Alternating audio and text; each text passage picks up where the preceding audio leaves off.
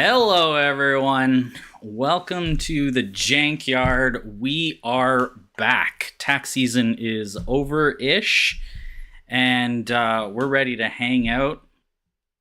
Well, if you're in the U.S., yeah. For us Canadians, we actually get to the 30th, so I still have to do mine, but.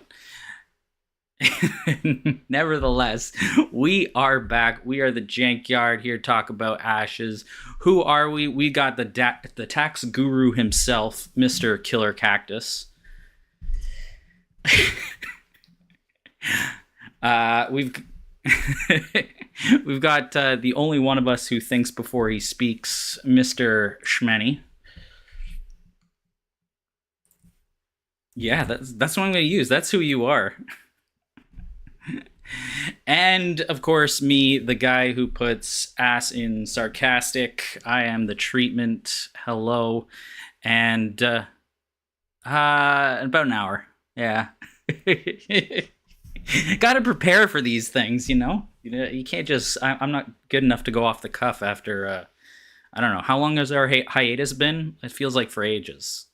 Yeah. What's up with you guys? How old are you now? Like, things have changed. It's been, what, since Blight came out?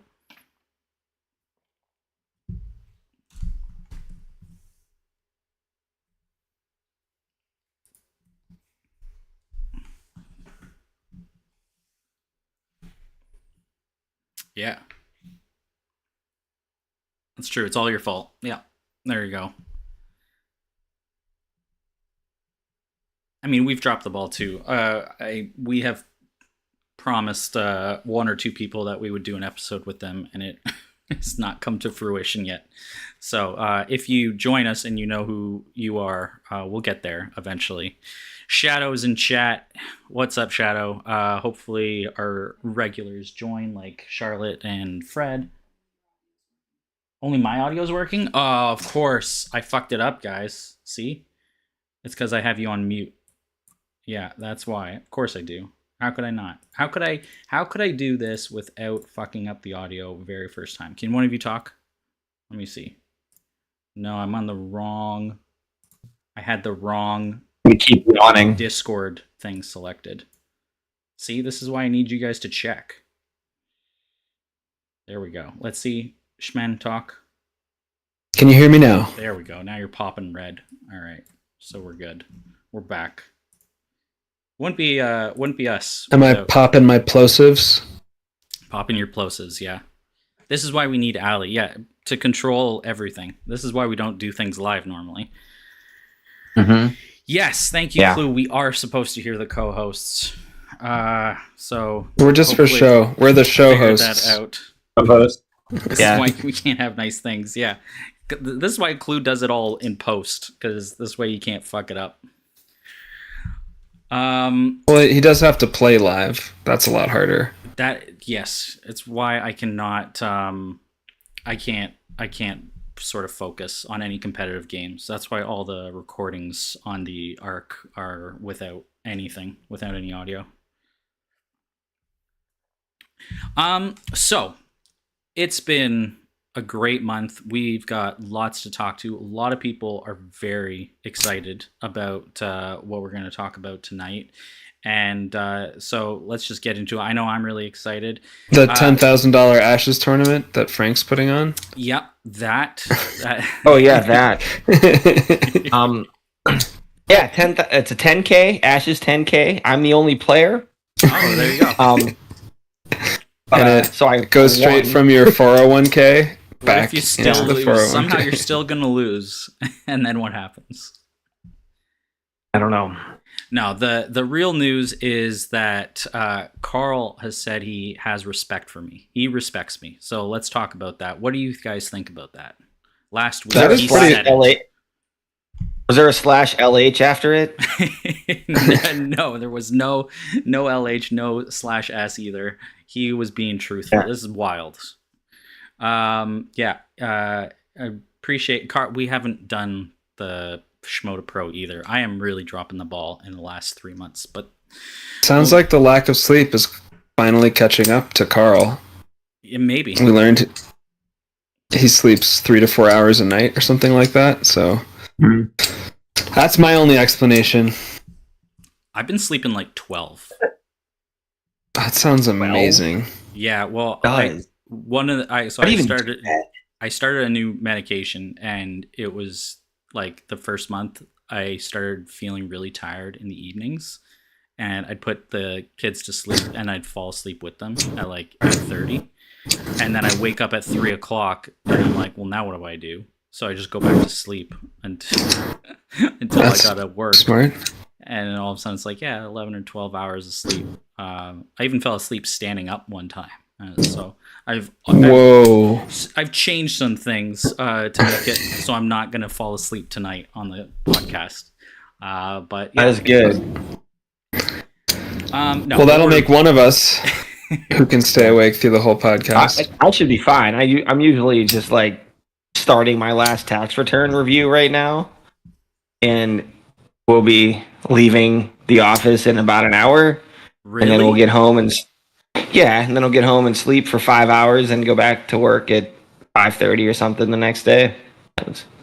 Oh my god! But that's done now. Yeah, it sucked for quite a while. I've been playing. Job. Woof. Yeah, seriously. I've been playing Earthborn Rangers. Do you guys know about this game?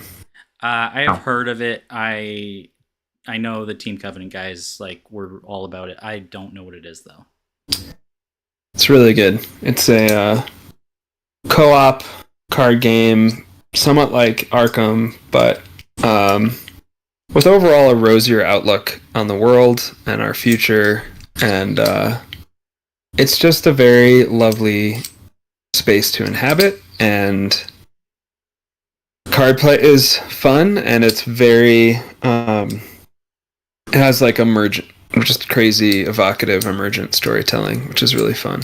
So highly recommend it if people are looking for a solo or co-op game. Although if you didn't back it, good luck. Second printing will be out in December. Well, but it's great. Our outlook future wise, is not necessarily optimistic. So if you can have some great escapist card game fun. Escapism, yeah, there you go. But plus no one's playing Final Cry on me in that game, so it's no sympathy pain, no molten gold. Yeah. All right. Well, that's too bad, because we're going to talk about a game that does have those elements. Shoot. Perhaps a game that we're known for on this channel. Who knows? I don't think we'll ever branch out. But let's Truth or Dare? Truth or Dare, yeah. No. What was the Mary Kill? Oh yeah. Yeah, Mary Kill something. We use a more family friendly. Something Mary Killer Cactus. Yeah. Yeah, something Mary Killer Cactus. I'm gonna pop us over to the previews because I am super excited about this. Actually, okay. Before we get into any positivity, let's just flesh out the negativity, because this set is actually kind of made me upset and frustrated. What doesn't? I know, exactly. And it wouldn't be an episode if I didn't have something to gripe about. This set is like everything I wanted Blight of Neverset to be. In terms of the dice usage and just cool spaces and what appeared to be a lot of staple, just good stuff cards. So I just got irritated every week when we saw these releases where I was like, oh man, this is so much better than everything that happened last set, which we complained, I think, a lot about a lot of the cards. And I don't know, there's like 3 of them now that see use and nothing else. So that's my gripe. This set is too good. It's actually, I think, probably my favorite out of all of the sets so far, like design wise. So there you go. Negativity over. Rant over. So your negativity is that the cards are too good? No, my negativity is that Nick screwed up Charm, which I was really hoping would be really good because I like Charm. Divine is too good. I'm hoping Illusion this set's too good. I'm the opposite. granted, Blight came out right before I started working crazy hours and barely played Ashes anyway for a while, but I was not excited to build with a lot of these cards. With these ones? The Divine cards? The With the Divine Blight cards, yeah. I like With the Blight ones. card. With the Blight cards. Yeah. Yeah, that's what I'm The saying. Divine. That's what I'm saying. The Blight I cards. thought you were. No. The Blight cards, I thought just were not good enough. The Divine set does everything that the Charm set should have done. I understand. I thought you were saying the Charm set was the one that was good. I honestly like the design aspects in the Charm set. I'm not trying to take anything away from that, but they didn't excite me after a while. I thought Shimmerwing was going to be really fun to build around. I tried that a couple times, didn't care for it. And a lot of the other cards, I just felt like all wanted to be together, and I didn't really want to build 8 charm, like every deck with 8 charm dice is what I felt like I had to do. And I that's probably not fair to the cards, because I think there's more space to explore. And granted, I didn't explore like I typically would with a new set, because I didn't have time to do it. But I also didn't really want to. I looked at these cards and was like, I don't know. They don't seem as fun to me. But the Divine cards, I am pretty excited to try and throw those into things and do some stuff with them. Yeah. We're gonna have to see. Everybody seems to be very concerned about burn and stuff right now. I haven't played a lot of games lately. I've been out of Phoenix League for a while, but I've been tracking the chat, and it seems like burn's the new, or maybe it was never. It was, maybe it was always the meta, but it seems like it's the meta now, and everyone's, kind of up in arms about it. And I've always kind of built decks that either finish with burn or have something in them if they're not like pure mill. But now I don't know if that's like what people are doing. Now I don't know what to do. It's hard to say, right? Everyone complains about some sort of boogeyman, but then when you actually look at who's been winning, it hasn't been unanimously burn. It's hard to separate the player from the archetype, but Brian played a mill deck and took it to the end, and there's just a lot of different decks I think that are still out there, but there's definitely a prevalence or resurgence of non-Brankus burn. I don't know. I think it's still very strong, and ultimately the issue is probably the various life totals. You add any unit that's good at controlling the battlefield, it in theory can just become a unit for burn decks to also control while they sit behind and do nothing.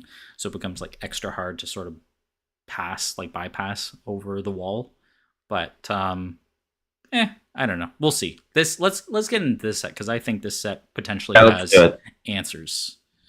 So we're just gonna go through each of the previews because we haven't talked about anything, and we've got nothing to do tonight other than talk, which is exciting.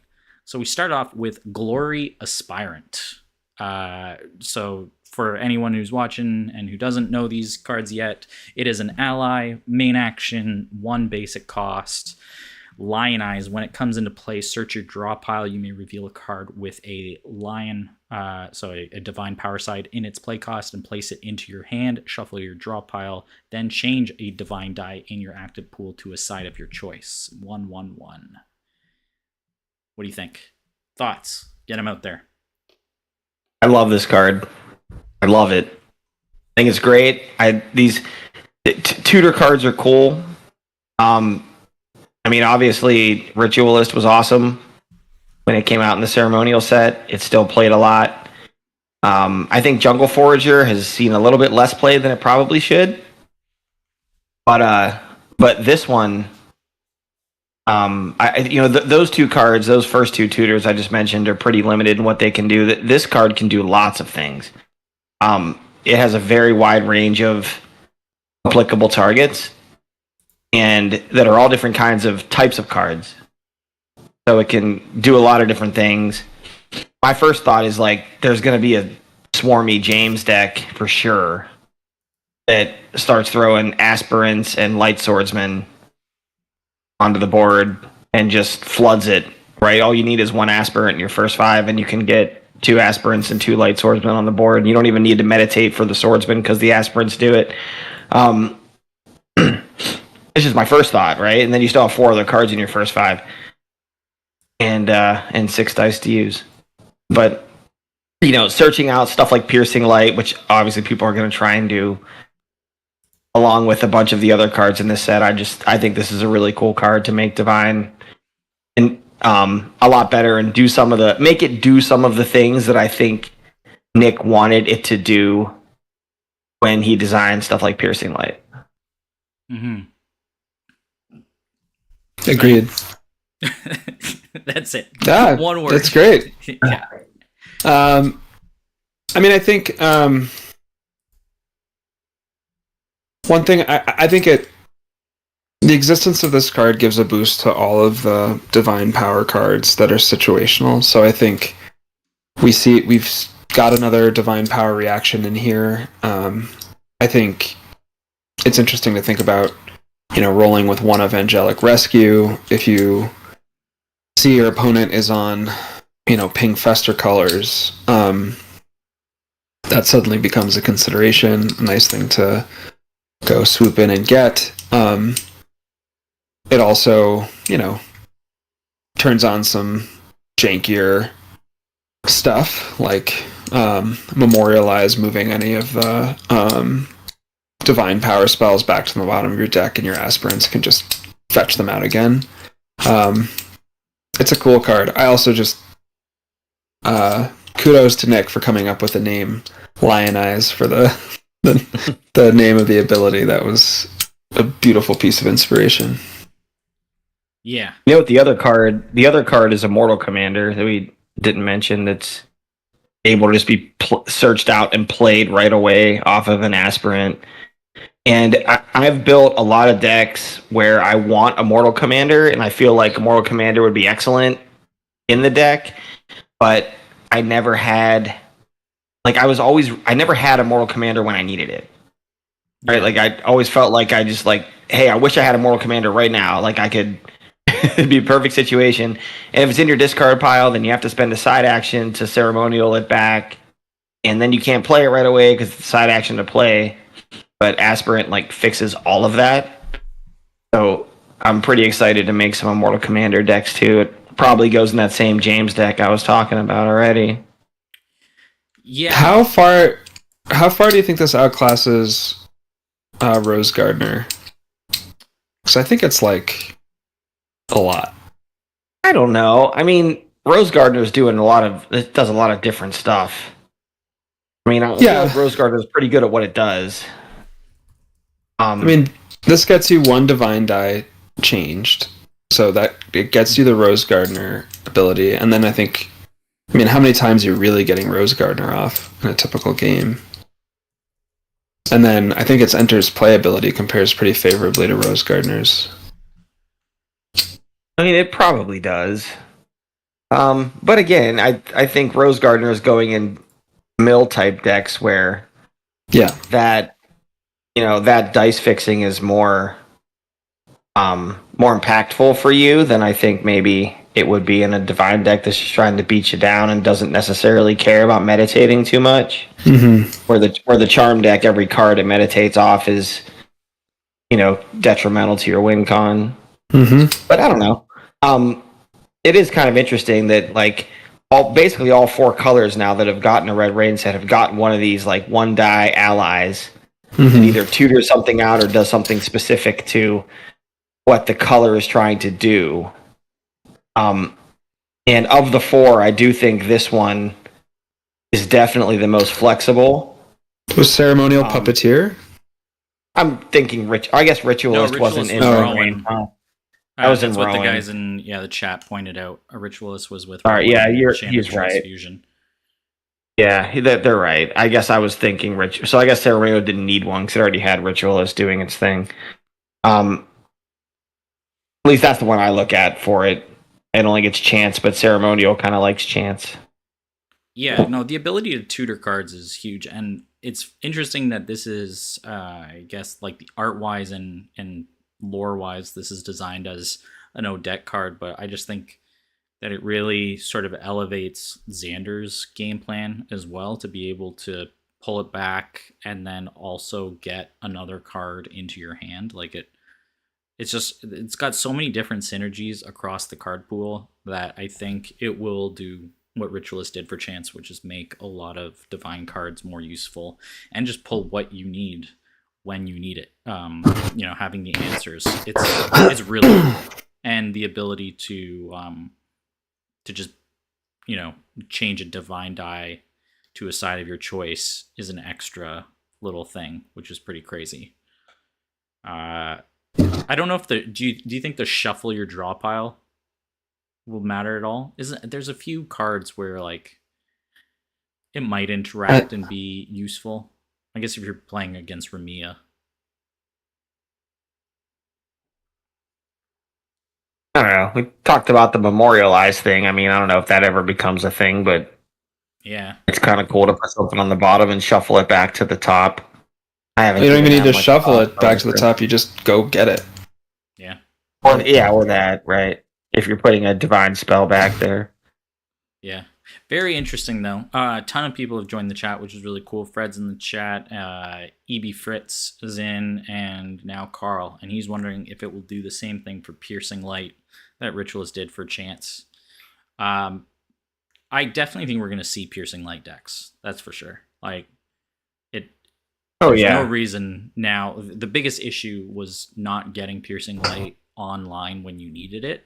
And this is clearly a winner, not to mention that it also then gives you the divine power side that you need. All right, Paladin. This thing is wild. So ally 4 costs. It's a power, class, and 2 basics. 3/5/2, which is pretty awesome. Smite 1. When this enters play, destroy a target unit an opponent controls with an attack value of 1 or less. And then Exalt. After this unit destroys a unit an opponent controls during your turn, you may choose a divine die in your exhausted pool and resolve its power without paying its cost. Bonkers card. This is awesome. What do you guys think? Yeah, does that one first last time? Does Exalt trigger off of Smite? Yes. Yeah. Okay. Yeah. So it can immediately become a 4/5, or you can boost something else. Yeah. I think this is the most exciting 4-cost unit that we've seen. Although I am a big Whale fan, and I think Whale is underplayed. So, take it for what it's worth. I think Whale was more viable than people give it credit for. I am especially interested. We just talked about how Blight of Neverset feels less exciting, but I think some of those Blight cards that cheat Charm dice out, or just simply a Royal Charm. So, like, for example, get a Royal Charm down, pay for your Glory Aspirant with a Charm power, put it on Royal Charm, get Silver Paladin out, so that you could then Royal Charm, get your Silver Paladin into hand, so that you could Royal Charm and then play Silver Paladin, for example. That feels like a really powerful play, specifically because I think if you can get roughly 2 dice worth of removal, or call it even just 1 die worth of removal, when this thing comes in, like on a Frostback Bear, for example, you're in such good shape. I think I'm really excited about those kinds of janky plays. I think there's so many interesting plays that are going to come out of this. EB Fritz was saying that Silver Paladin plus Rowan is interesting. That's for the Exhume ability. But even like Jericho Blink, where it's sort of cheating a die for free plus the removal, which is really cool. There's so many interesting lines of play in game and interesting decisions about which die you use, where you put it, how you potentially refresh this thing or use it elsewhere. And it synergizes with a lot of the other cards in this set, and it's just a sweet body. But speaking, You like his body? Just a sweet, like sweet bod. love the bod. His swole ass. I won't talk about the other cards yet, but I think that playing the whale with the other cards in this set could be a thing. Could be a divine sympathy time thing. There's a lot to power that whale up. I had not thought about that. I'll have to think about it. There you go. All right. What are you thinking, Killer? Does this card make people play regress? To start exploding knights and stuff with Silver Paladin? Oh, offensively. Sorry. I thought you meant like people playing it to counter the paladin. That's really interesting. No. Side action, regress, main action, explode knight. Like, I mean, it's 5 dice, right? But you kill a 3-die unit and you get a 4/5 out of it. A 2-die 4/5. Yeah. Yeah. That's very interesting. I like that. I like it. I like the idea too of buffing up things like Lioness or I don't know, Griffin. Similar, like they can do similar things. You buff a Griffin, it can become a Night Killer. You buff Lioness, and it can take down all those pesky X3s. There's just a lot of ways of using the buff.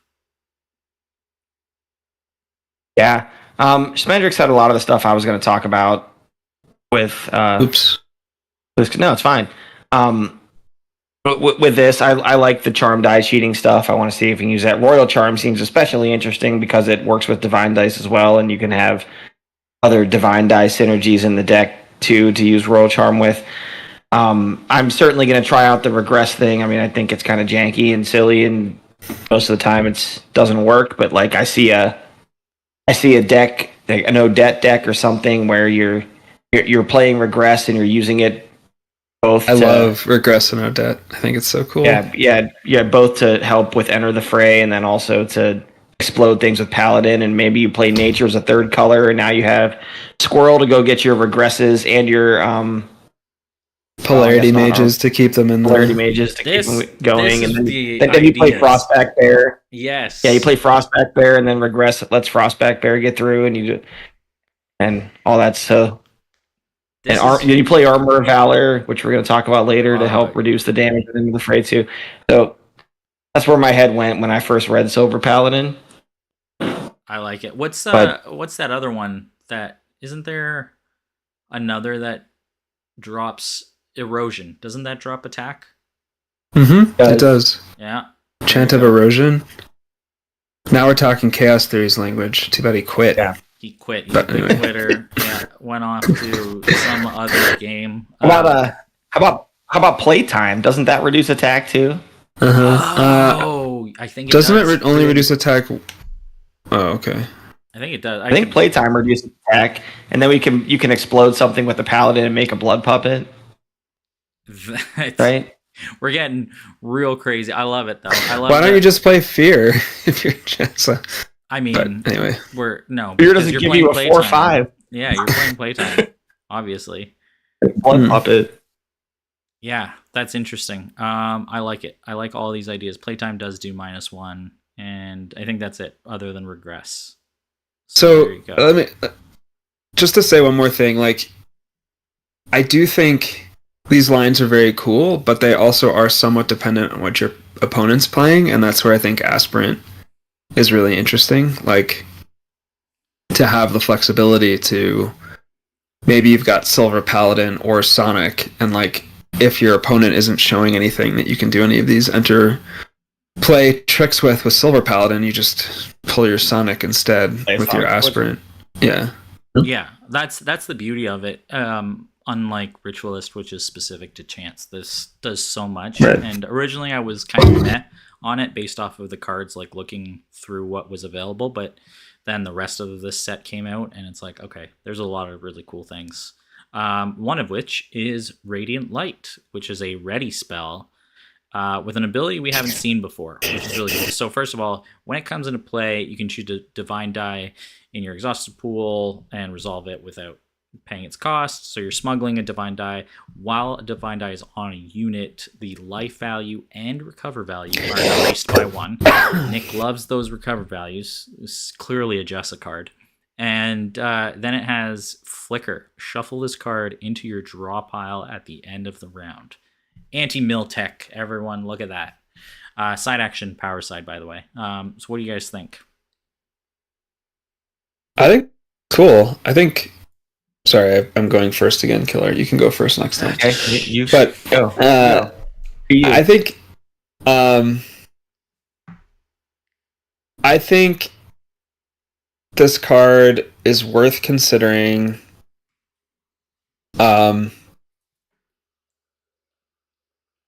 as a one of in lots of decks that have like spellboard 4 or 5 and are running divine. Like, I just think it's a very cool design space with aspirant. It's going to keep going back in the deck, so you can always fetch it if you want it, basically.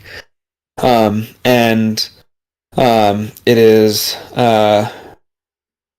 this idea of an aura, essentially, rather than just a single unit alteration, I think is really cool. And giving 1 extra life value to anything with a die on it. Now your divine die are buffing all your units +1/+1/+1. It's pretty sweet. And this unit cheats 1 on, so like aspirant plus this immediately gets you a 2/2/2 if you want it, or more likely buff something else in play. Yeah, and you look at stuff like Blessing of Lightning alongside this, and it's just like Blessing of Lightning now dumps a whole bunch of stats on the board. Oh yeah, good point. It's a ton of value for a side action 1 divine class now that when Radiant Light's down. It goes well with Piercing Light. The problem is you need a lot of spellboard to do that. But I think we'll see like some Rimia or some. I mean, Rimia already does really well with Blessing of Lightning with the Ancestral Army, and she has a ton of spellboard. I can see a deck like that existing with Piercing Light and Radiant Light and Blessing of Lightning and a bunch of divine type smuggling stuff. I don't know how great it is outside of stuff like that. Yeah, but I think we need to. I think we need to see. I only got to play test a game or 2 of this set, and I did some Piercing Light plus Radiant Light stuff early on. I think Radiant Light was in a form at least very close to what it is now, and it was a lot of fun. I remember that. I don't know how strong it was, but I do remember it being quite a bit of fun to throw this down and have a bunch of little guys on the board that are all of a sudden like 2/2/2s with Overkill 2 or something, and it wasn't even that hard to set up. So I think it's a really fun card. People are gonna enjoy building with it. I don't know how strong it's gonna be, but I'm interested to see people try it out. I don't know how strong it'll be, but there's some decks that will be able to maximize the use out of it. And I mean, with all the 2/4s in this set, like we're going to talk about, it definitely makes those very interesting. And then the obvious one, at least for me, which I hate, is just the idea of a Fallen deck where you have Blessing of Lightning and a bunch of Aspirants, and all of a sudden they're not 1/1s, they're 2/2/2s, just blasting down the field, which makes them super irritating. Or pairing this with Chance, or pairing it, like you said, with Ramia. What does that make it? 2/3/2s and a 2/2. 2/3. Yeah, for 5 dice, I guess, if you're using Blessing. It's just there's a lot of really neat things that this can do. I guess Rowan as well. He's got 5 spellboard, and you can do the Rising Horde garbage where you get a bunch of guys out. Yeah. I think Winged Lioness is a great target for this kind of strategy, like For a sure. 3/3 recover 2. Yeah. Yeah.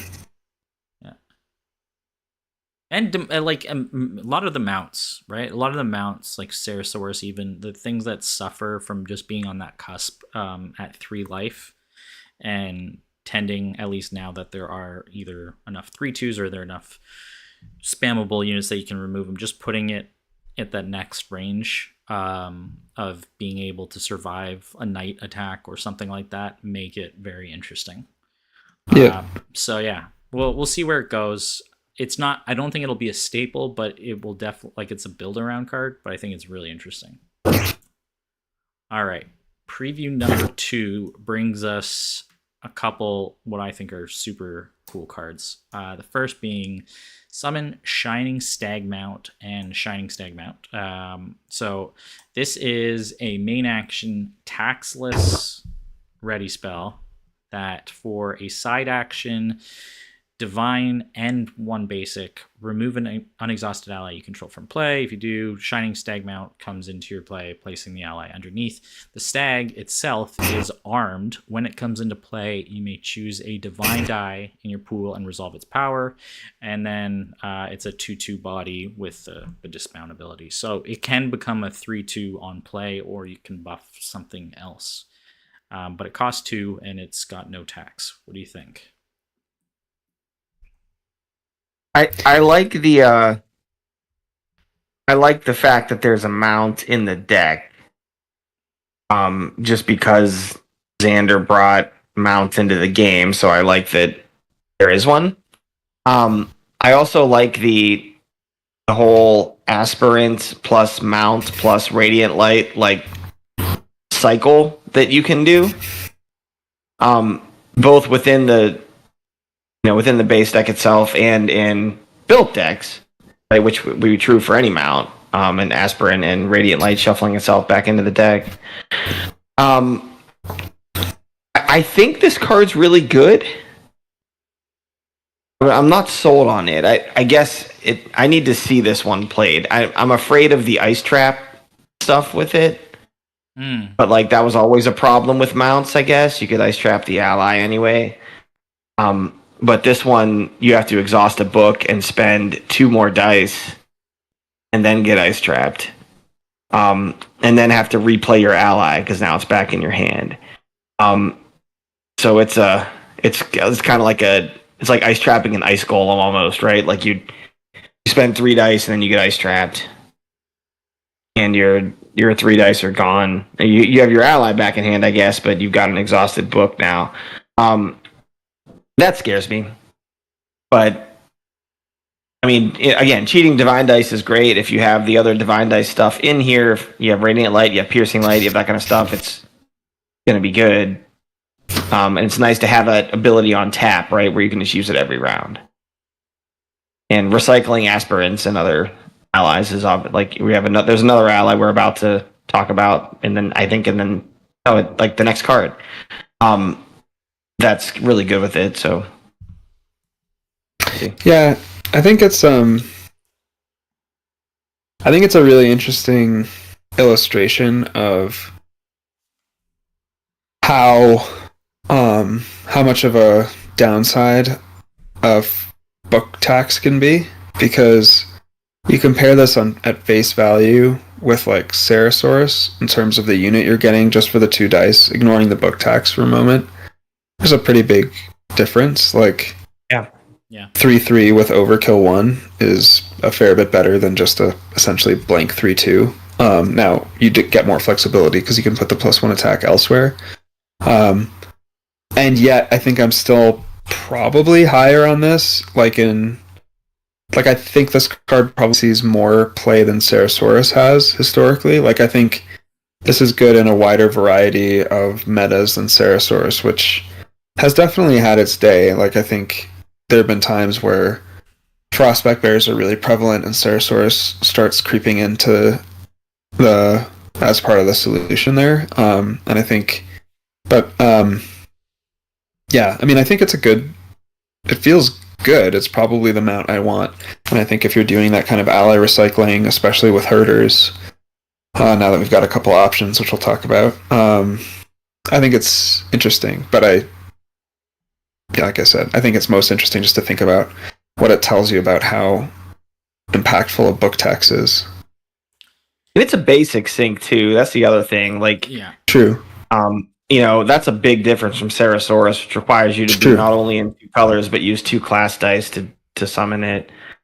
That's generally not a huge. I mean, yeah, that's fair. Yeah, I mean, I get it. It's not a huge thing, but it is helpful in a bit of situations. I've appreciated, especially with Blight now, more and more with having a basic sync available on your spell board just to help against extra meditation.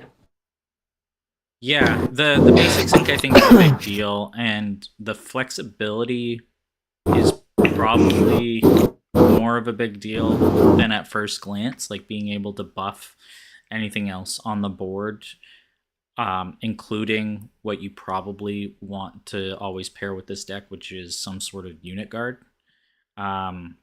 Whether it's, the I forget the card that we're going to talk about soon, or a Gilder or a Finch, whatever it is. I think that is probably very powerful. The glaring weakness is obviously playing against something like an Aradel or Odette or whatever. But I don't know. I'm interested to see where it goes. I like that it's costed as it is. I don't know if maybe it would have been better if it could also be played on, like, if it didn't specify unexhausted, if it was maybe a little bit more flexible, given that it can so easily. That's the standard mount. I mean, yeah, but that's the standard mount clause. Yeah, but like it's coming in a set with Demona, and Demona can go unexhausted. True. So I'm just saying, like, there was room for new mechanics or changes to mechanics. But I like it, and I like the art. It's really cool. All right, Terra Herder and Terra Hatchling. So the Xander card of the set. This is an ally for 1 class and a main action 1/1/1. Call in a Terra Hatchling when you place it on the battlefield. The Hatchling itself is shock 1 when it's declared as an attacker. If its current attack value is greater than its printed attack value, you may deal 1 damage to a target. So basically, if it has a 1 attack or more, then it can ping. Ping on swing. What do you guys think about this one? 2 for 1. Edge, man. Your turn. No. I think. I mean, I'm trying to decide if Hatchling was a mistake because of the 2 for 1, and now we're just repeating that mistake, or if Raptor Herder's real problem is that it's Divine and Sympathy, so it can go in too many decks. One thing I will say is that I think I really want to see how this card does, because I would like to see whether it points the way to more units like this, and along with our next unit we'll talk about, 2 for 1s that are fairly priced. Because I do think the shock 1 is significantly more conditional in terms of deck construction than Raptor Herder is to get value off the Raptor Hatchling. It's our Raptor Hatchling and Raptor Herder are already providing 2 of the 3 units you need for group tactics off of Hatchling. This, you really need a complementary card of some kind. It does not give the shock 1 value. Now, you run this with Shining Stag mount, and then you obviously play the Herder and then immediately mount it and then arm the Hatchling, and you're in business. So that's the obvious play. So it's not that hard to figure this out, but it does at least lock you into certain kinds of deck archetypes in some way. That said, there are a lot of cool ways to boost this, including Immortal Commander, which I'm sure Killer was thinking about and would have said if I hadn't said it for him, being one really interesting way, and then the Divine Die and any other attachment. Like, I'm curious about this, and potentially alongside the lizard from Lulu with her spark. Like sparking one of these seems like it'd be pretty cool, and it gives you another option to spark something for a fair bit of value other than the Ember Root. So there's some play I wanna explore, but I'm hopeful that this is more fairly costed than Raptor Hatchling, but also opens up some really cool stuff. Yeah, I let go a bunch of that. I feel the same way. I look at a card like Join the Hunt and wonder if I can get some use out of that to boost this thing up. Rails again. Hey, you never know. Like every time I see a new card, I'm like, does this card make some garbage jank card better somehow? Does this card make Join the Hunt worth it? But I mean, narrator, it did not. Free way, right? Yeah, probably not, but it is a free way to just boost it whenever you need to, as long as you have 3 guys to swing. But yeah, a lot of cool ways to boost this thing up. I mean, Huntmaster is really cool with it. Oh, Huntmaster is very cool. I like that. And or other alterations, something like an Ocean's Gift or whatever is cool in this. But Standard Bearer. Yeah, it's just that. Yeah, Stan's another good one. There's lots of ways to do it. I like the Lulu idea quite a bit, actually. But yeah, and then maybe you do it in Tristan. Does it work with Magnify? Shock 2, yeah, for sure. Definitely does. You may deal 2 damage. Yeah. So it's a cool Tristan card. I think in Tristan you probably need the Divine Die cheating on it, but yeah, you probably do. And I don't think Shining Stagmount doesn't do anything with Tristan, unfortunately. No. But no, but the Stagmount can cheat the die. Right. So so can Blight or Radiant Light and the Paladin. So there's a lot of ways, at least within the set, which I like, but it's also, I think, broadly useful. And the difference between Herder and this is that even though Herder gives you 2 bodies for 1, and so it's like 2/3 of the way for group tactics, the other weakness of it is that you only have to take out one of those cards to make it really difficult to trigger the ability. Whereas here, there's nothing stopping, like, other than just straight out killing the hatchling, there's nothing that stops it from potentially being, getting the shock off. So it doesn't require other units when you swing. You just need some way of buffing it, which is interesting. Yeah, for sure. Just be the die.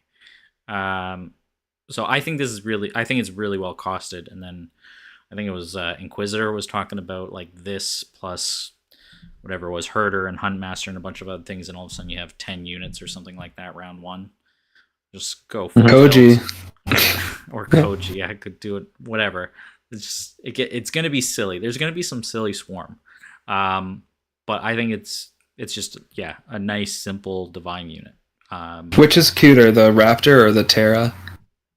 The Terra. Bold. Cuter? Well... Yeah, cuter, I think that's correct. That it's cuter. You just blurp out the little bit right there. We're good. Yeah, especially on the shoulder. I think the artwork for the hatchling itself is not as cute as that artwork for the hatchling on the Herder. Fair. Yeah. The Terra Herder is definitely cuter than the Raptor Herder. Throw that out there. I think they'd make a good pair. She's adorable. They probably would. They probably do. Yeah. She's got a cool little ombre going on. Are you shipping the Herders? What's happening? Yeah. Bringing that on. I understood that reference. All right. Here's our next twofer. Hand of Spear and Hand of Shield. The titles that it doesn't make sense. But we've got an ally. It's 2 costs, a divine class and basic. Raise Shield. When this unit comes in play, place a Hand of Shield onto your battlefield. It also has Quick Strike, and it is a 2/1/1, which is pretty cool. And the Hand of Shield is a very spooky 0-2 unit guard, which is really cool. Conjuration. And it's 3 limit. I didn't even check. Yeah, the hatchling was also 3. And the stag is 3. That's another difference. Probably not going to matter, but Sarasaurus is 2, right? So there you go. Yes. Yeah, Hand of Shield and Hand of Spear. What do you guys... I'll go this time. You guys have talked enough. Yeah, do it.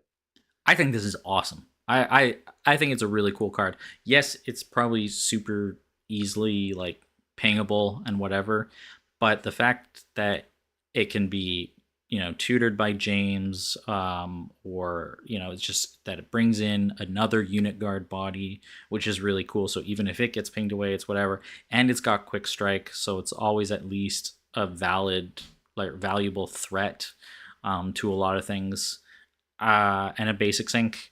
This is just a well-costed unit. I don't think it's overpowered or anything. It's just nice. It's just clean, nice, and it synergizes with all the other crazy buffs that come in the set. Like if you did have Radiant Light, and now it's a 3/2/2 quick strike. That's pretty cool. And then your unit guard, you could also buy. It's good. I actually think the unit guard is probably one of the best parts of it. So play it in one of those crazy 0-2 or 0x decks that Brian likes to play a bunch of, and rile the meek out of everything. Yeah, I mean, that's where I was thinking. I don't know what the win con is other than being brutally fucking annoying, but like first turn, Flock Shepherd plus Shield Mage, second turn this card, and also put a Gilder down. I don't know. It just seems like so annoying. Potentially 3 or 2 0-2 unit guards plus Shield Mage, brutal. Then you play Aspirant into Immortal Commander, and then you do then you play Rile the Meek for 3. And, yeah, or this whatever. gets crazy. Yeah. Clue is saying he wonders if it would make Sacred Ground playable. Yes. I think it... Oh my god, we're entering the Sacred Ground plus or join the hunt meta. Is that what's happening? Well, we just talked about how... What are we doing with... Whale could come in and make them unattackable, but Sacred Ground at least protects all these cheap units, for a round. Keep them all alive so they can pop off. Yeah, I mean, maybe Sacred Ground could have done that with a lot of stuff that already exists, though, and it hasn't. I don't know. I think that's the card. Sacred Ground, it's been done before. Could have been done. Join the hunt, boost attack for free, man. Name another card that does that. Nothing. But Sacred Ground is I think it's actually pretty good with Tristan Fish, honestly. But I don't know. I don't see it much with Hand of Spear, but I do like Hand of Spear as a way to have unit guard in your deck without taking up a spellboard spot. That's good. It's just a cool thing that hasn't really, unless you're Leo, hasn't really been available to this point. And, if you have Ceremonial in your deck, you can always recycle it and have that unit guard available. Or if you're Xander, you just always have it available if you first 5 the thing. So I think it's I'm not sure how impactful it really is, other than we throw a unit guard on the board without having a spellboard slot. That's the main thing I like about it. Yeah. One thing I've noticed with each of the subsequent Red Rain sets is, to my recollection anyway, anytime we've talked about them, it's interesting to see how well the design fits into prior designs, like cards that it works well with, or Phoenixborn it works well with. So we the hatchling, it's like, oh, that would be really good in Lulu. And Shadowfire mentioned, Hand of Spear with Rin. And, so there's a bunch of these cards that work well, not just in the pre-con, but with prior cards that came out or prior sets that focused on either the opposite strategy or sort of make up some of the deficits that are introduced with these cards. which is interesting. So these are all cheap, thin units, and you think of, well, the charm set and the nature sets. They had a lot of ways of either buffing things or nuking things so that they are more resilient. I think it's interesting. Yep. All right, let's pop over. And I apologize. I can't see chat, so if you can just keep popping that stuff up, that'd be... Yeah, because it's just part of the OBS thing or whatever. Or you could be on YouTube, but I don't know. Yeah, I could, but then I'd have to look at myself. All right. Preview number 3. We've got Pride, an alteration spell for units, side action, divine power. When attaching this spell to a unit you control, you may choose a divine die in your exhausted pool and resolve its dice power without paying. So more smuggling. And the unit now has the following inexhaustible ability: Pride. This unit cannot be guarded or guarded against. All right. Thoughts? I think this card's nuts. I think it's good. It's very good. Just being able to give stock to anything. We see what Harold's done in his tenure. Obviously, he's a lot better at it than Pride is. But regardless, Pride has 2 different cards that can tutor it out of the draw pile, and a card that can tutor it out of the discard pile. It's very easy to find, and we're in color with Sonic Swordsman, which is just busted with stock. I think this is a really good card. I'm interested to put it in Rin and start doing stupid stuff like attacking and then shattering fisting it away so that you don't get the downside. I don't know if that's actually a thing or not, but it's just another alteration that's awesome that Rin wants anyhow. It is now. It's a thing. I didn't think about it. That's pretty cool. I mean, it's the only way to really get rid of the downside, unless you can also polarity mage it off yourself, I guess. Reflections. Yeah, reflections. The solution to all of life's problems. Yeah, Reflections is gonna have its day in a couple minutes. Absolutely. When we talk about another card. But I think Pride has the potential to be very, very good. I hope I'm wrong, actually. I don't want it to be very, very good, but I think it might be. It's interesting that it's both an offensive and it can be used on your own units and it can be used on your opponent's units, which is really neat. And Sonic is one of the first units I thought of, because you can't guard against it, so you can bypass if you have a specific target in mind, and you have something beefy. It's interesting. I haven't thought through like all the different combinations or synergies that I want. That's cool. But it's interesting. Target Silver Snake with that thing. Yeah, you hate Snake, so this could be. I hate Snake for you. I don't know. I'll need this card plus a lot of therapy to get over my hate of Mayoni. But yeah. Yeah. I mean, I think this card makes me more excited for Radiant Light than other. Like, I think the Radiant Light plus this card combo is pretty cool. Like the combination of buffing something as you're putting Pride on it, giving it that extra health, that helps mitigate a bit of the downside of the fact that it can't be guarded, at least increases the cost a bit for your opponent. So I don't know how good it's going to be.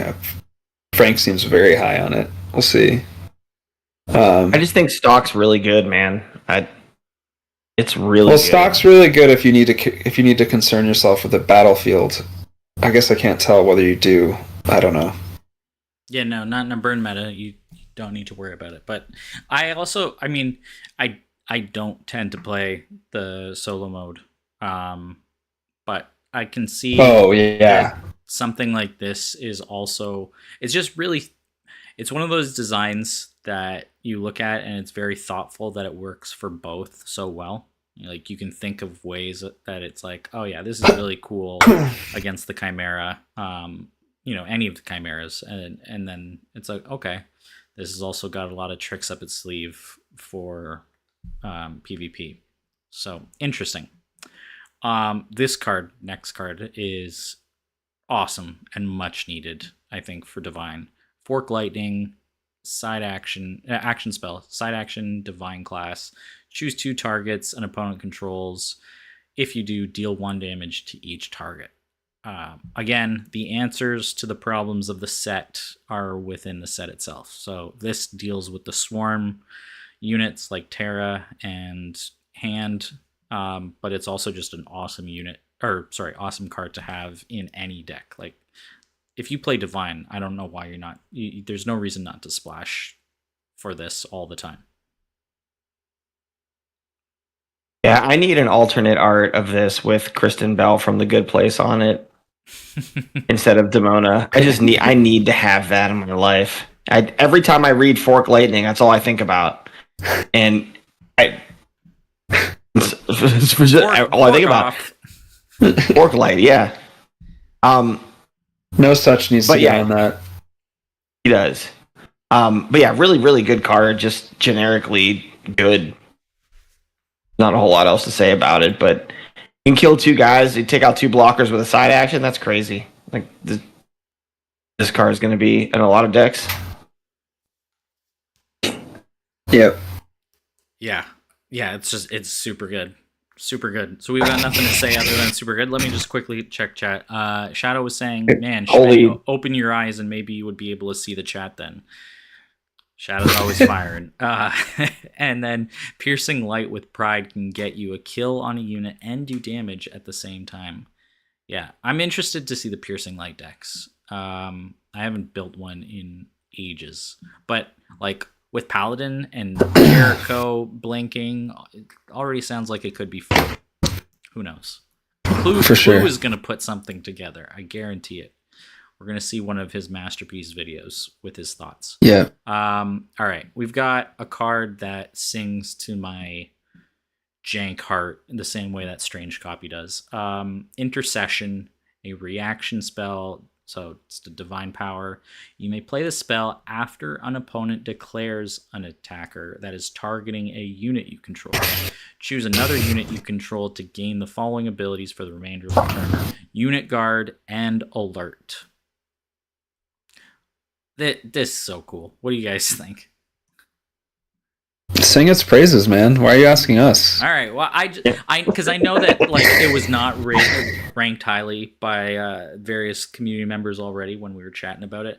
But this, to me, I just think of so many fun like hype moments if you're watching a game and all of a sudden somebody busts this out on so many different units. Puppeteer, Rising Horde, Carl mentioned Nightshade Swallow, Killer, your favorite, Ash Spirit. This thing could be totally busted with Ash Spirit. It's, makes anything that revolves around allies and chants, things like that, and being able to put the allies that are not unit guards in the way of something, super cool. I don't know. Everything about this stings to like my Battle Trick jank heart. So I like this card. Maybe not competitive, but it sure as hell looks like a lot of fun. So I'm gonna summary of it. Good. Yeah. Well, I tend to agree. Okay. No, I tend to agree, but I'm gonna offer some like really deep jank, like the funky stuff, which is I want to see someone play Dreadwraith with Intercession to just intercept a massive Sonic Swordsman attack, then swing back. Anyway, yeah, I think it's pretty sweet. I mean, thought about like Living Doll. Oh yeah. Oh, stuff like that. Just silly. Doll. It's gonna be so good with Lightbringer too. String Mage with Intercession is pretty sick. That is interesting. Yeah, but this is like a trick that you can not necessarily build around, but put enough cards in that are like, okay, like when we did that Leo strange copy when we way back when we used to do that. Yeah.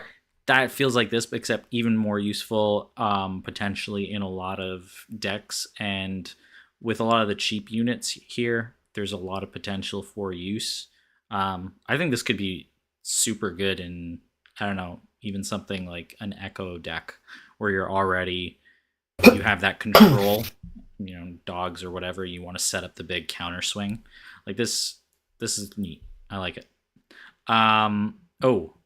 Clue just said Unwounded Calamity Golem. There's another. Yeah, I thought about that earlier too. Anything that wants damage on it likes the look of this card.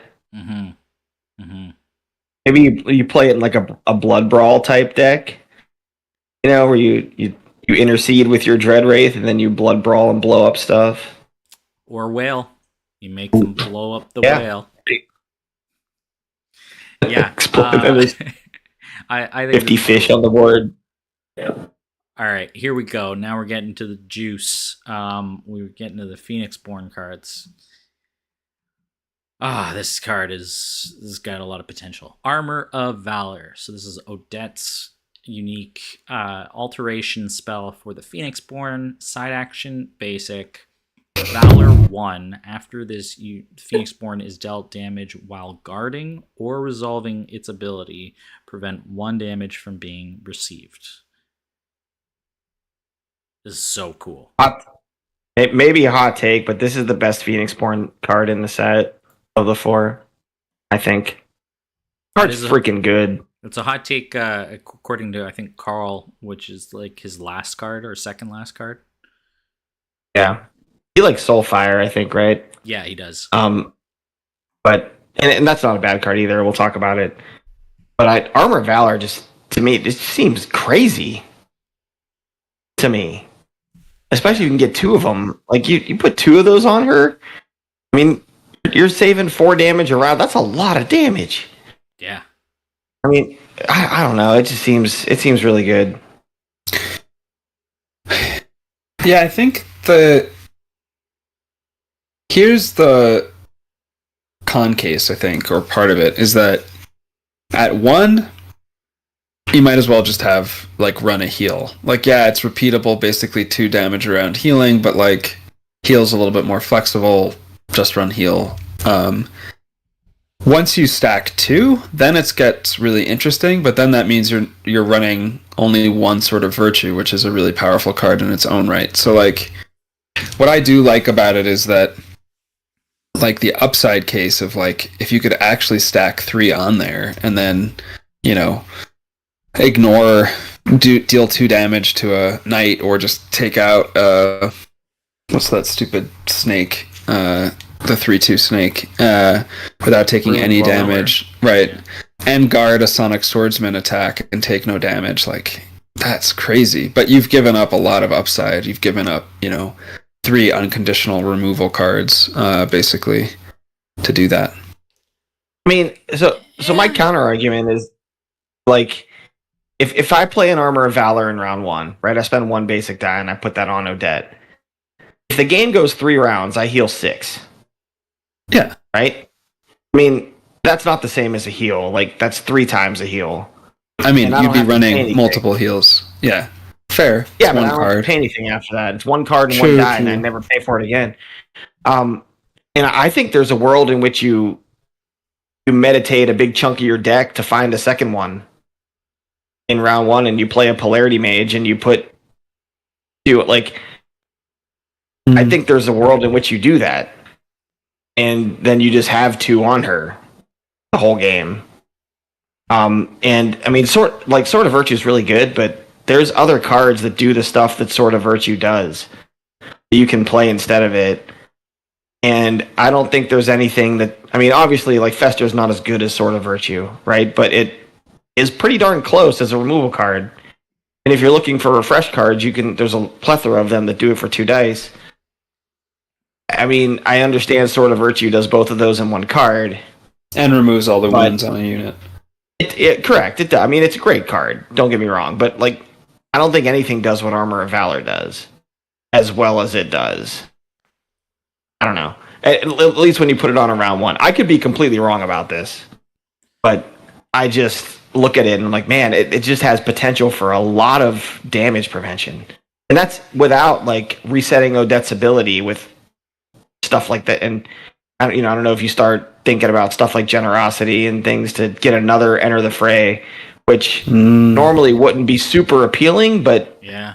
if you're not taking damage from it, like, and then generosity also has the heal, so like you have it in this deck where you're trying to sponge as Odette, and you can use it either for the heal or the refresh, or potentially both if your opponent's dumb enough. But I don't know, they'll give you both of those.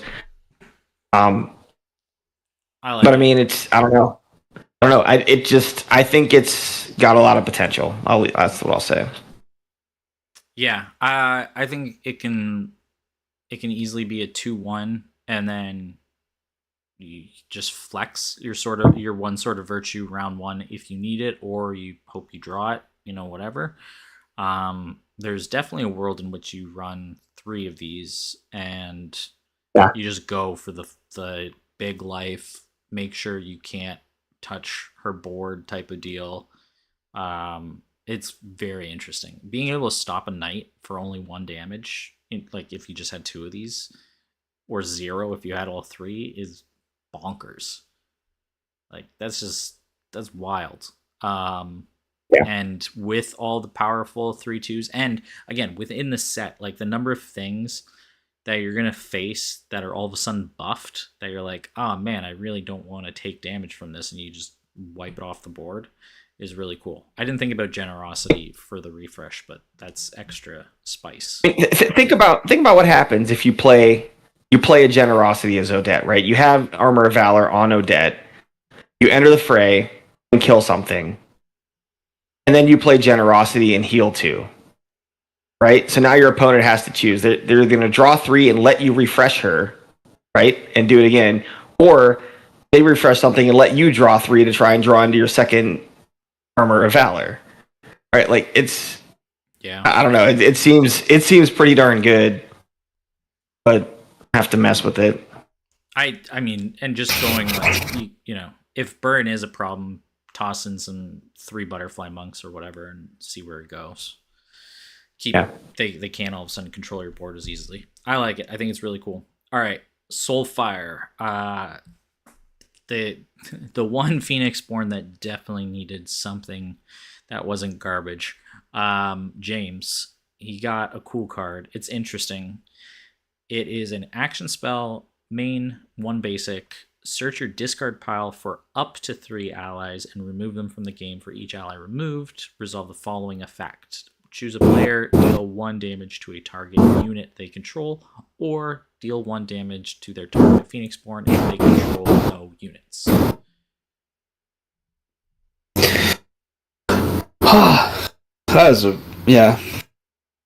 I don't know if it's the best, but it's a really good card. I mean, both of those effects are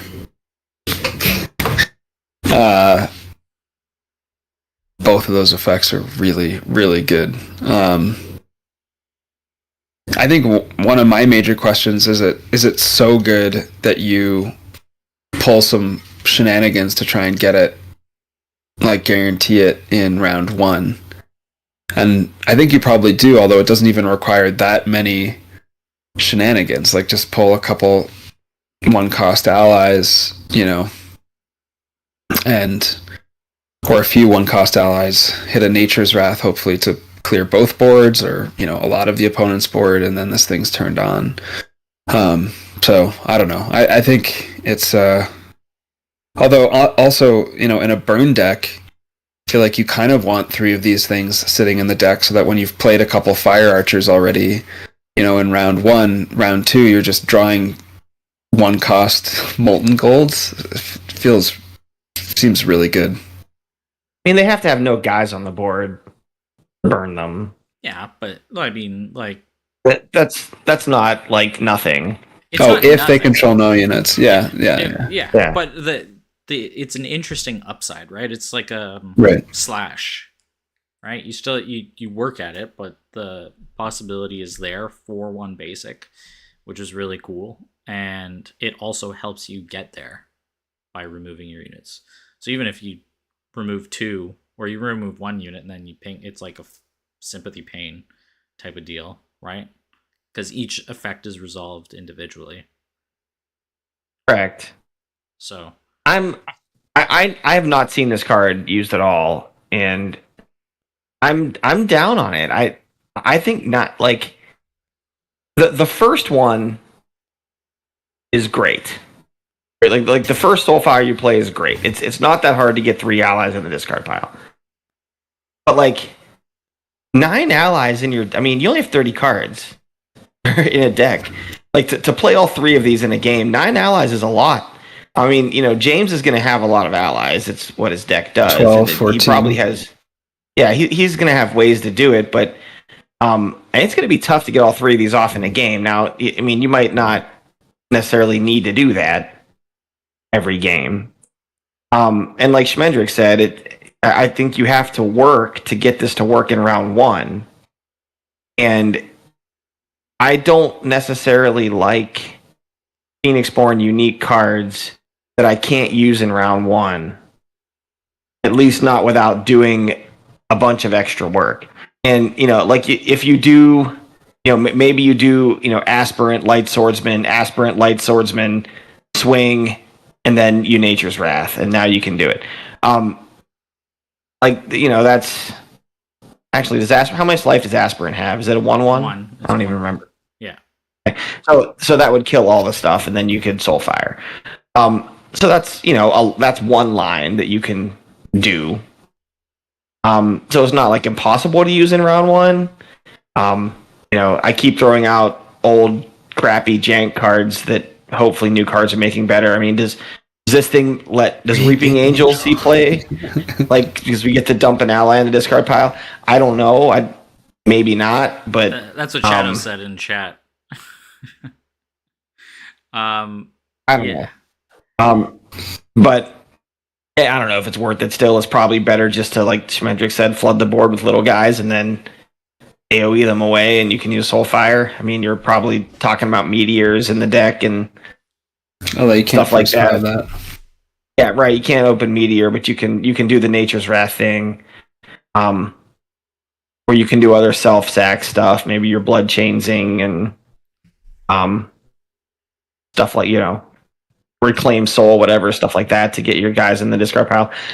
But the other thing about allies is part of the appeal of them normally is that you can ceremonial power them back, and this thing is like taking that away from you. Yeah.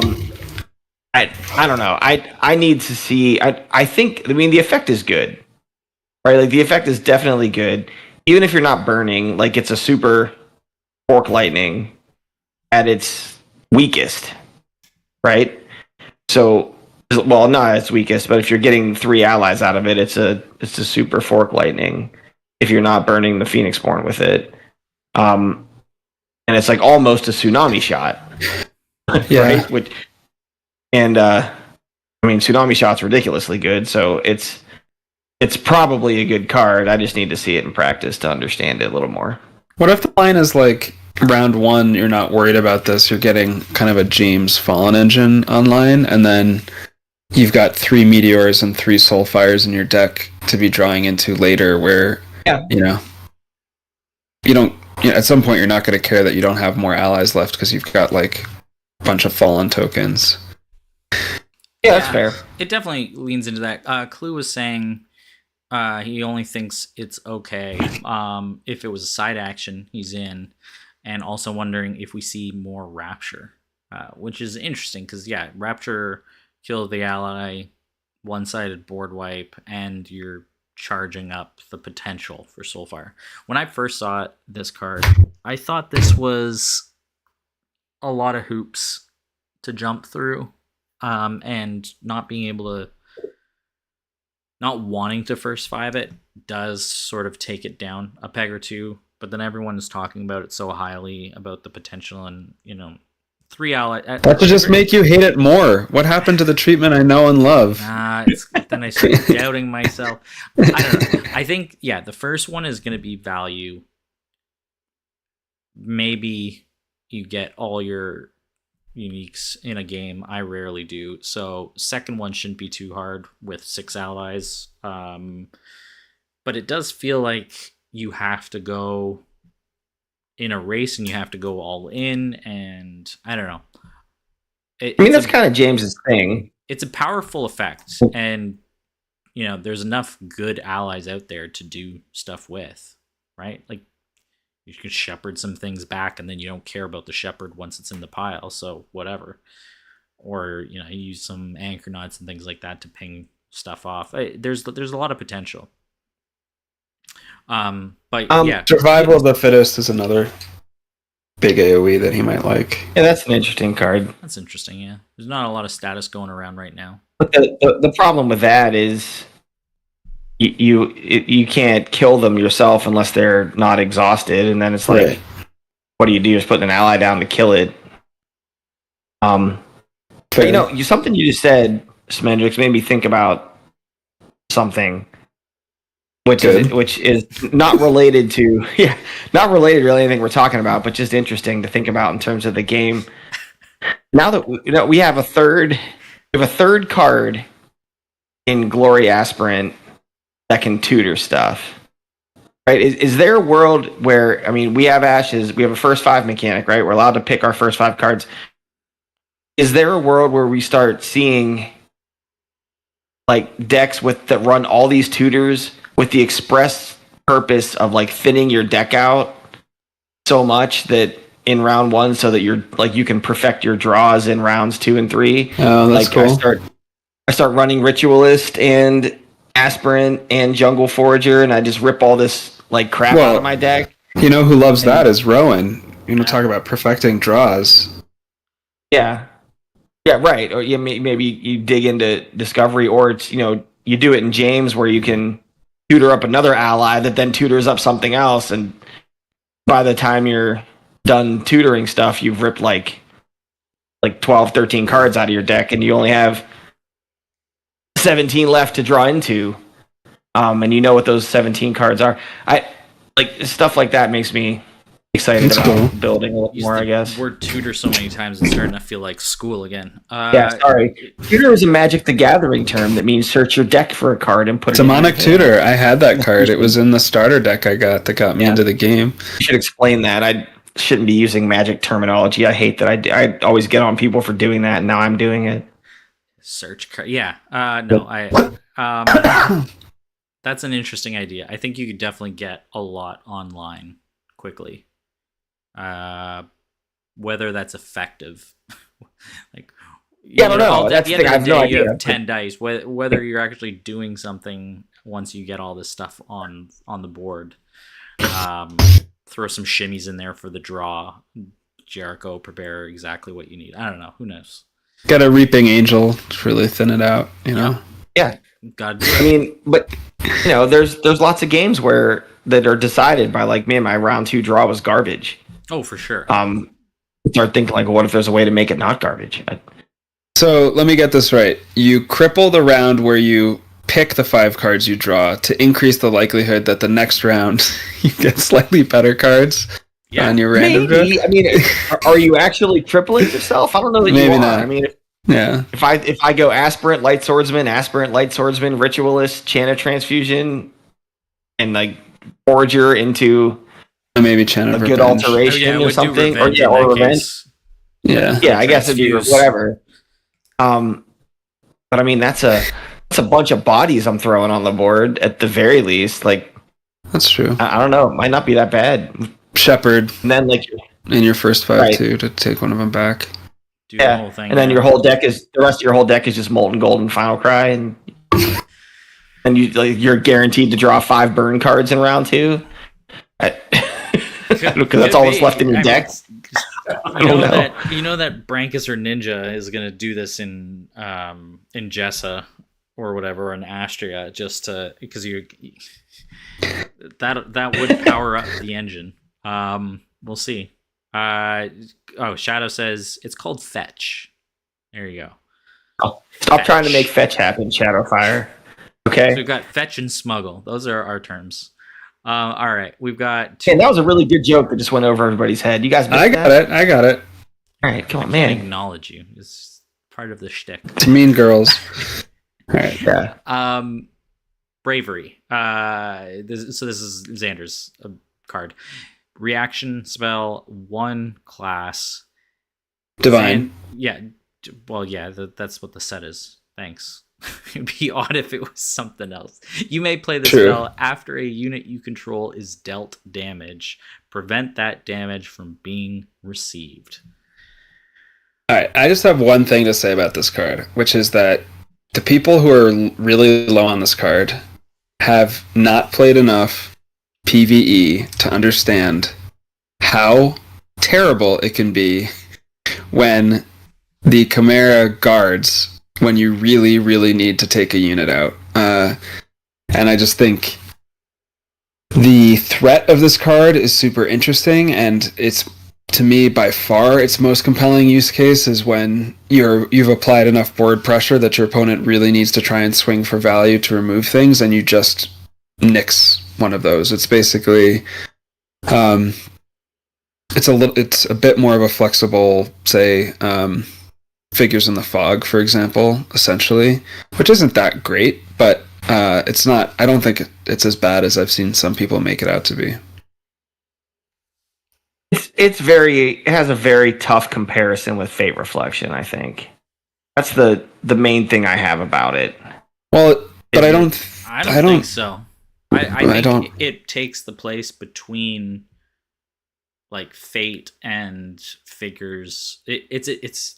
It's a different space, and the fact that it works on combat as well as any ability is what's really interesting. I guess more apt would be like it particle does. shield, but for any amount of damage. Right. It's when you use it on like a crescendo, it's gonna feel bad because Fate Reflection would be so much better for the same amount of dice. Now, not the same level of dice, but for the same amount of them. And it's taking up your Phoenixborn unique spot that could be an Earthquake, and Earthquake can like turn a game around. Now, Bravery might be able to do that too. I mean, there's situations in which a guy surviving that isn't supposed to survive could turn a game for sure. I think this changes combat math way more than Earthquake does, though. Like, this changes a lot of things. You never know if you're swinging into Xander, if they have this, and you never know if they're swinging into you, and you're just like, yeah, I don't want to guard, I'm going to let this trade, and it's like, oh no, right? Or it helps you swing into knights and keep your stuff alive, but also start chipping away, or it helps you against a meteor. It helps you against any AoE. It does. It's not that it's a bad card, and I don't think it's a bad card, and I do like the threat potential of it. Like, so much so that it might be a situation in which I never run 3 Earthquake again, only because I don't want the opponent to not have to respect this card. Like, I don't want them to look in the discard pile and see 3 Earthquakes and then think, okay, I don't have to worry about Bravery anymore. Because it is a very threatening card, for sure. The other place we're interested in playing this is, like, when would there be value when you're being dealt damage by someone countering? Or, like,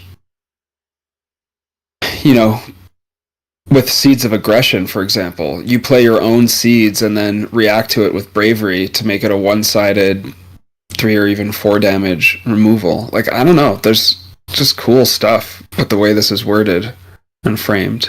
I think it's interesting with refresh effects too. So if you do something like I don't know, Sonic, because it's in color. So you swing a Sonic at a unit, you break their guard or whatever, or maybe they choose to counter, and then you can Adrenaline Rush and swing again, and you know you're going to keep it alive. Or Grave Knight, like, or Grave Knight, plop a Grave Knight and then swing with it and cancel the damage it takes when they're forced to block. Yeah. And then Adrenaline Rush it. I don't know. I think this is like, it's so broadly useful. It's never a dead card. It like no, it's not. At the very worst, its floor is like particle shield level, right? But it works against anything all the time. It's never dead. It's good. I guess the only time it doesn't work is if you're playing against a pure mill or pure burn deck and you're just getting, like, you're not playing the board. But any board trading, it always works. I think, I feel like... Go ahead. Never mind. Or no, it's okay. I just read it. Never mind. I'm good. I feel like Divine has snuck up between, like, I think it's really interesting that Nick focused so heavily on reaction spells in this set. Intercession. Yeah, intercession with this, but it has this. So intercession, this obviously, which is just locked to one Phoenixborn. Angelic. But Angelic Rescue. There's some pretty good reactions there. You can just nope a lot of stuff in Divine right now. I was just trying to think what else there was. I think those are the big three. Yeah. There's very few reactions in Divine. There might not be any more. No, that's it. I think that's yeah. But so none of them are chained. So you know, you got that going for you. Except chain creations. Take to the skies. I get it. I see what you did there. Yeah. Womp womp. Okay, last Phoenixborn, Demona. Take to the skies and Divinity Mount. So Take to the skies is an action spell, side action, 1 basic. If your Phoenixborn is exhausted, place a Divinity Mount Conjuration onto your battlefield. The Divinity Mount is a 3/3/3 with Lightning Breath. When this is declared as an attacker, you may deal 1 damage to all units a target opponent controls. And Queen Rider, when this unit is destroyed, place 3 wound tokens on your Phoenixborn. So, where are we with this? All right, everybody stand back. Let's let Killer cook, because I want to hear his... Let me go. I mean, you guys already heard what I thought about it earlier, but super cool card. Just really fun card. It's a dragon. It's a dragon. Yeah. Yeah, like it's a... I mean, we have, Game of Thrones now in Ashes, basically. We have, Demona Stormborn of the House Odenstar in the game. That's really cool. I don't know how good this is, but I gotta see it.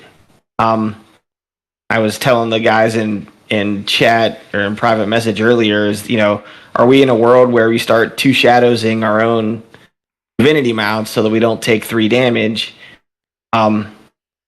Maybe we are, and then Schmendrix came up with a much better idea. Was it me, or was it... I think it was... me. Yeah, it was treatment? Yeah. Oh, I just assumed it was you because you're always the one talking about this card. So Reflections, baby. Reflections in the water, your own divinity mount, so it can't damage you. I guess that's really cool. You also lose Lightning Breath, I guess, but hopefully you've already done it by the time. Yeah, you swing and side action reflections. Yeah. You lose it when you 2 shadows it too, right? So I guess you lose it either way. You can't die on the attack. Yeah. Right, but the cool thing about Reflections is this thing has 3 recover as well, which so now they have to kill it, right? When it's damaged, or Reflections is going to fall off, and then it's going to heal itself at the end of the round. So I mean that's really cool. Maybe it's a good place to get Reflections in the water back in. I don't think there's any other ways to discard it or get rid of the ability, are there? Glaciate besides like farewelling it. Fred you don't said. want to do. So you just don't glaciate it. Yeah, you just don't even take the damage. That's cool too. To keep it alive after you hit something with it, glaciate it. Cool. Put it on ice. Demona freezes herself in a block of ice until next round. That's cool I love that. That's a cool idea, Fred. I didn't think about that. Design wise, I don't know how this is gonna work out practically, competitively, or whatever. But design wise, I just love everything about this card. I love the flavor is so awesome. the flavor. I love the art. I love the costing of it because realistically speaking, this costs you a minimum of 4. You have to play an ally that you then mount for 2 more with Damona's ability, and then you play this. So it's a 4-cost unit. It does 3 damage, so it also is pushing you into like wanting to race or using this, when you have the real opportune time. It's got a super cool ability. Recover 3 means that you can easily, with everything else, whether it's alterations or otherwise, bump this up into something bigger with, what alteration? Will to survive, does that bump your health? Mm-hmm. Yeah, it does. Something like that. Like, there's just a lot of cool possibilities. I have no idea how it will play or how often you're going to be like, damn, I wish I didn't have this in my hand. But it's really neat, and the whole theming of it is very cool. Yeah, I mean, I'm going to play a bunch of these decks with the dragons. That's cool. But yeah, we'll see how good it is. Yeah. I'm excited about it. As you can tell. I don't know. I think it's great commentary. I don't know what else there is to say. She's riding a dragon. I mean, it's a lot of hoops to jump through. A lot of hoops, as we've pointed out. But I think one of the interesting things about it is that it does turn off choke basically entirely as a way of solving Damona's problem. So you really, really have to go after the allies if you're worried about take to the skies, which I think in and of itself is pretty cool as a threat that she can offer. You know what else turns off choke? What? The fact that no one runs it. Why does it choke?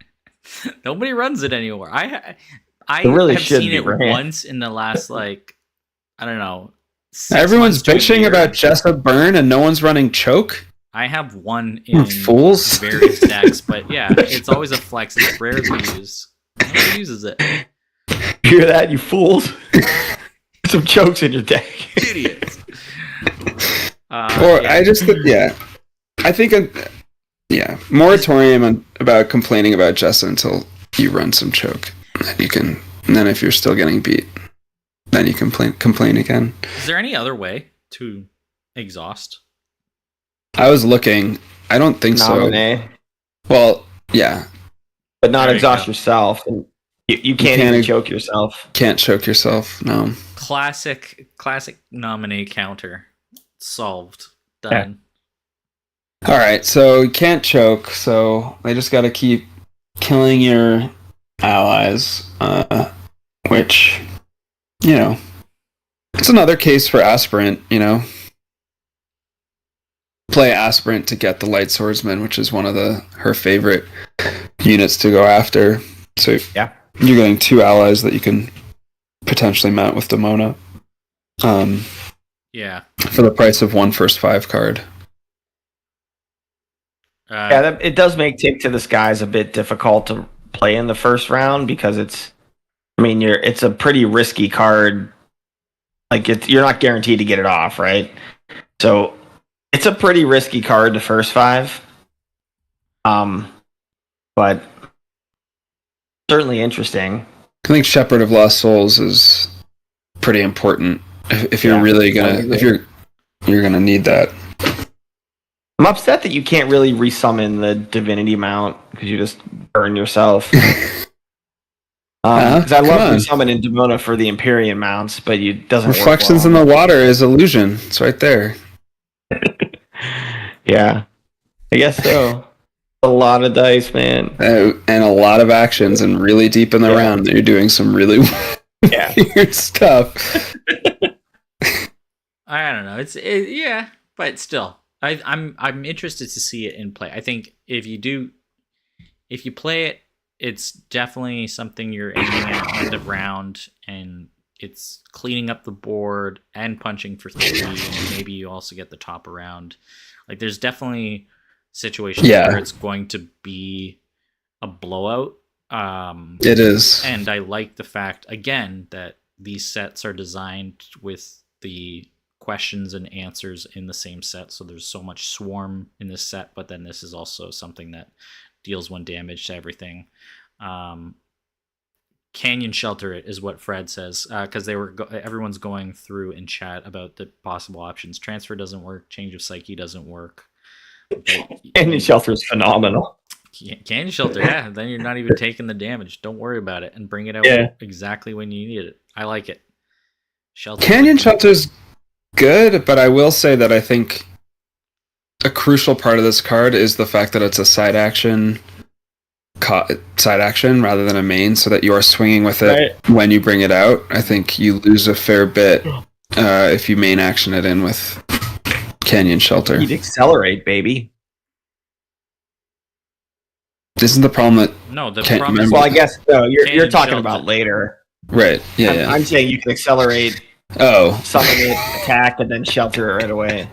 Okay, yeah.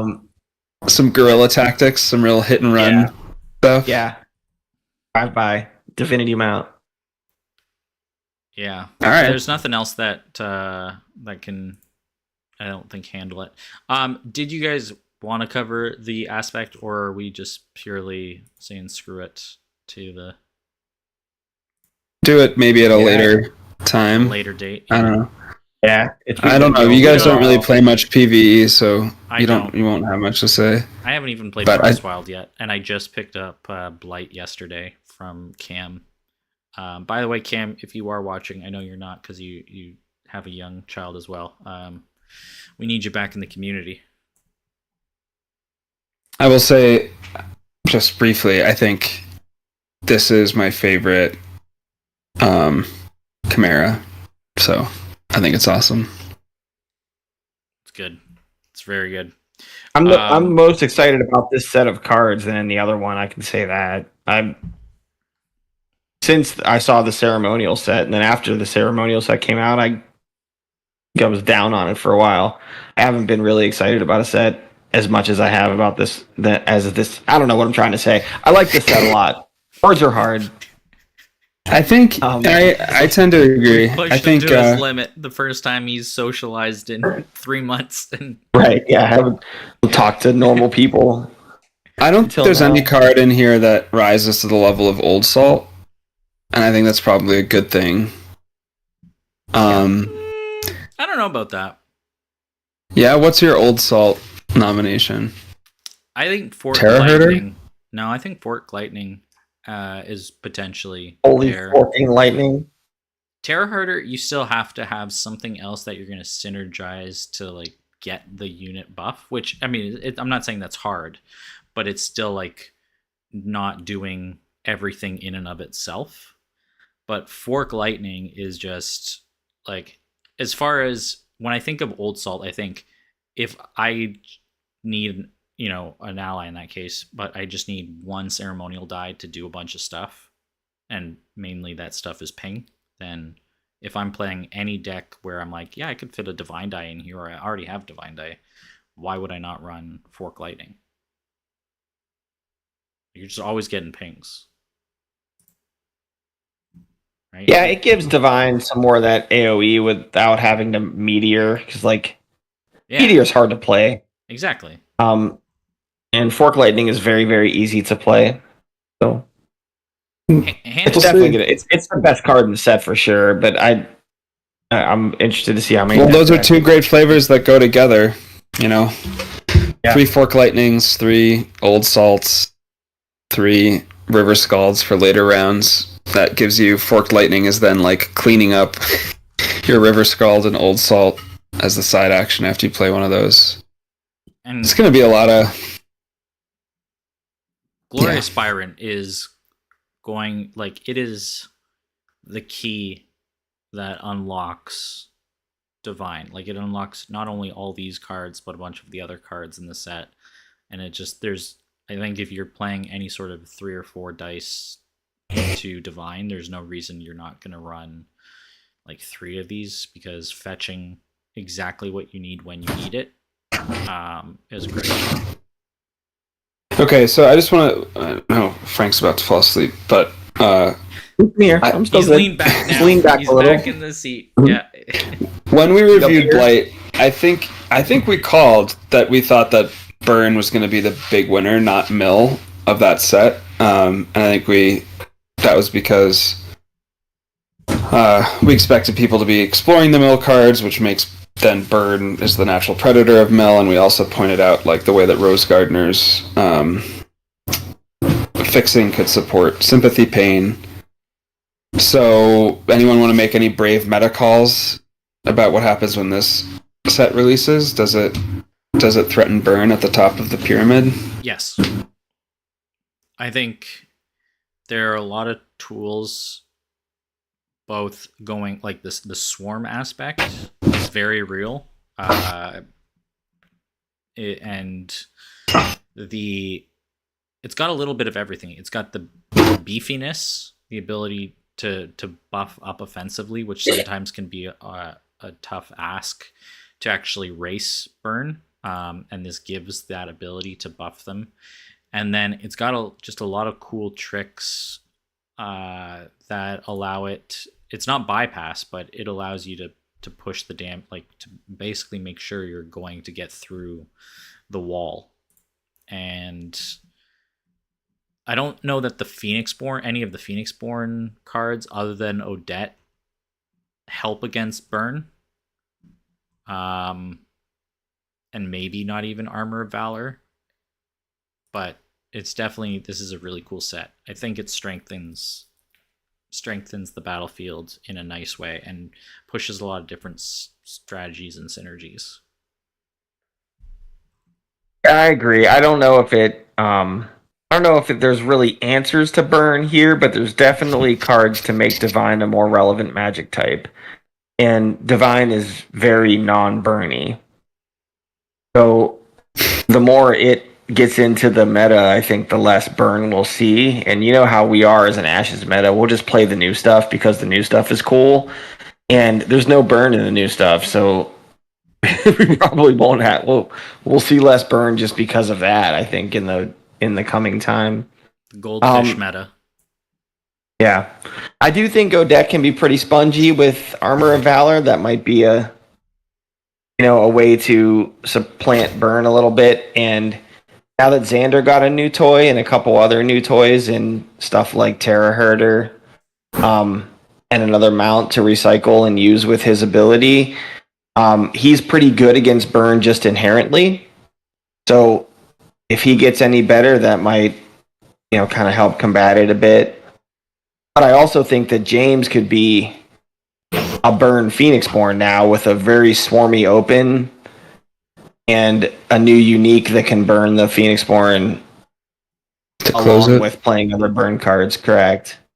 So that might be I think James could be a winner of this set, and maybe not even because of Soulfire, just because of Glory Aspirant being able to tutor up more allies to play down.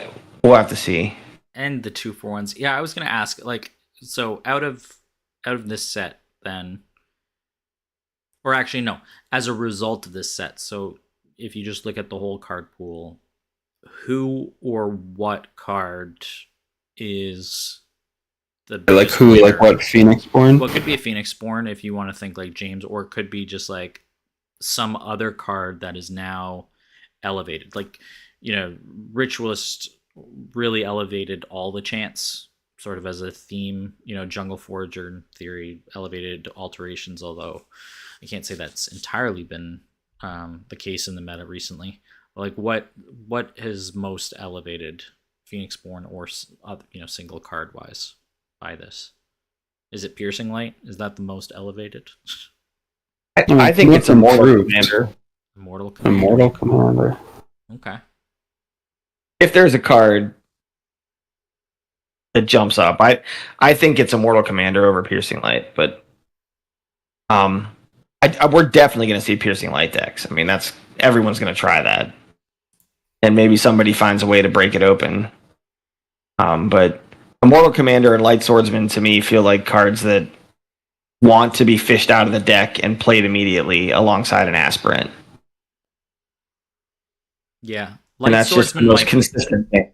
Light Swordsman might be the biggest winner. It's like always a card that I want to include, but because Divine has been weaker and sometimes you're just not getting it when you need, or because it's already a side action to play, you have to premeditate. And this synergy of getting that die for free is really interesting. Yeah, you'll never Immortal have Commander. Yeah, Immortal Commander is also the way that you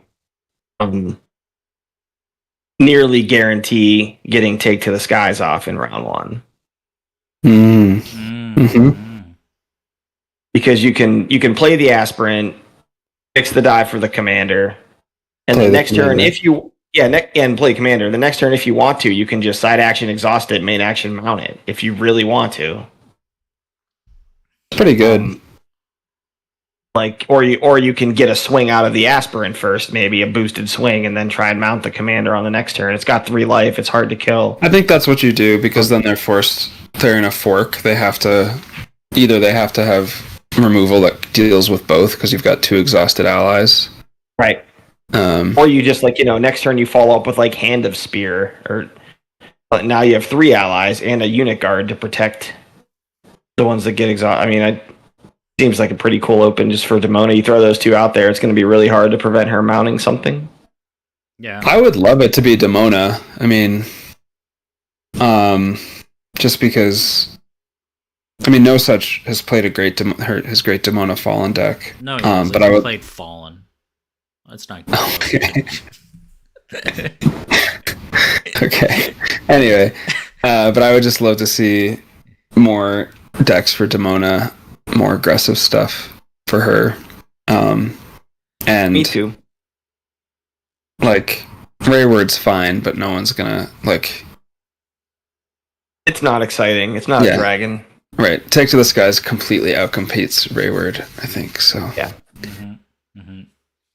Cool. Well, guys, all right. We did it. 2 hours virtually. First we time back. Yeah, we're back. Hopefully, we'll get back on the horse more regularly, every fewish weeks or at least once a month, instead of this half a year business. I say half a year. It feels like it because time flies. But thank you for anyone who's still around. I think Clue dropped off. He said, "Have a good night." Shadow and Fred are late night people, but they're quiet now. So, and Carl probably left ages ago to do something. So he was having a meeting while he was watching us anyway. Yeah, probably. Never gets old. Flash LH. What was our divine? Was it? I don't know. Was it lying around? Yes. Lying on? Flying around? No, it was horsing around. Horsing around? Yeah. Yeah, isn't it lying on? Lying on. Yes, I think maybe. Lie on? Lie on. It's a bit of a mouthful. We're going to have to workshop it. We got to look it up. All right. Anyone has a better one for the divine? I thought it was lying on. Lying on. Okay. Lying on. Lying on, horse around, turtle power. Yeah. Well, we finished with turtle. That's how it ended. So there you go. Yeah. So take us away, Mr. Taxman. All right, guys. Glad to be back. I can't wait to play some Ashes again with all of you guys. But if you're not janky, you're stanky. Frog up, wolf down, snake out, lion on, go back. Horsing around. That's all we're allowed to go first. Horsing around, turtle power. Yeah. We're not there yet, but we will one day. No, we will be one day. All right, guys. But all right, we'll catch you guys next time. Peace. Have a good one. Ciao.